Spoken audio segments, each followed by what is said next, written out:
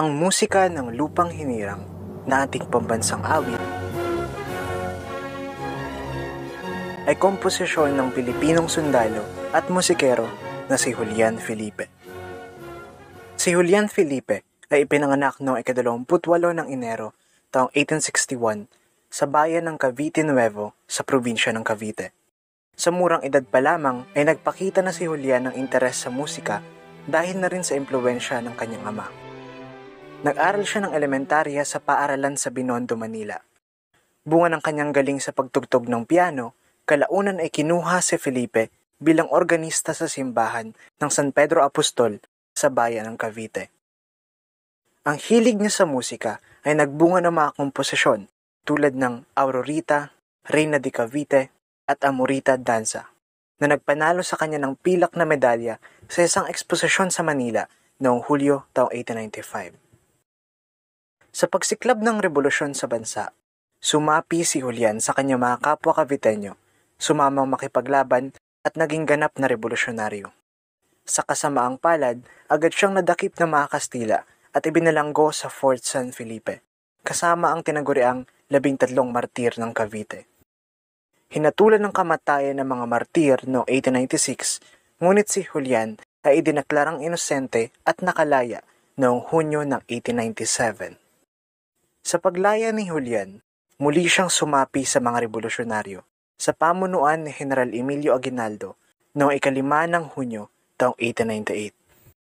Sa angking niyang talino sa paglikha ng mga awitin at musika, inatasan siya ni Aguinaldo upang lumikha ng awitin para sa nalalapit na pagdeklara ng kalayaan ng Pilipinas.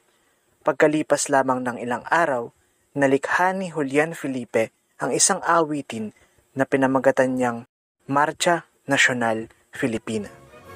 Nang tugtugin ni Julian sa Pangulo, nagustuhan naman ito ni Aguinaldo at ng mga kasamang general.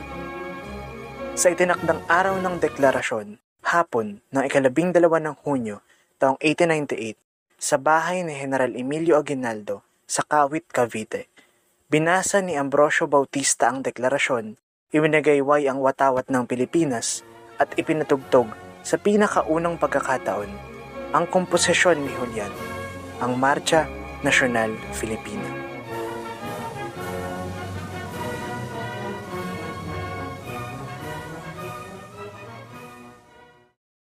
Bunga ng dedikasyon ni Julian, noong 1899 ay itinalaga siya ni Pangulong Aguinaldo bilang direktor ng pambansang banda ng Unang Republika. Ngunit sa parehong taon, 1899, sa pagdating ng mga Amerikano ay ipinaaresto si Julian at ibinalanggo sa Fort Santiago sa Intramuros. Pagkatapos ng digmaang Pilipino-Amerikano, nakalaya si Julian at nailuklok bilang konsehal ng Cavite. Sa ilalim ng mga Amerikano, hinirang siya bilang maestro ng banda sa barkong USS Rainbow. Nakalikha din siya ng mga tugtuging Ingles tulad ng Hail to the Chief at Philippines My Philippines. Sa kanyang mga nalalabing taon, sa loob ng 4 na dekada ay pinili ni Julian ang pagtuturo ng piano. Noong 2 ng Oktubre taong 1944, sa kasagsagan ng 2nd digmaang pandaigdig, ay binawian ng buhay si Julian Felipe sa Sampaloc, Manila, sa edad na 83.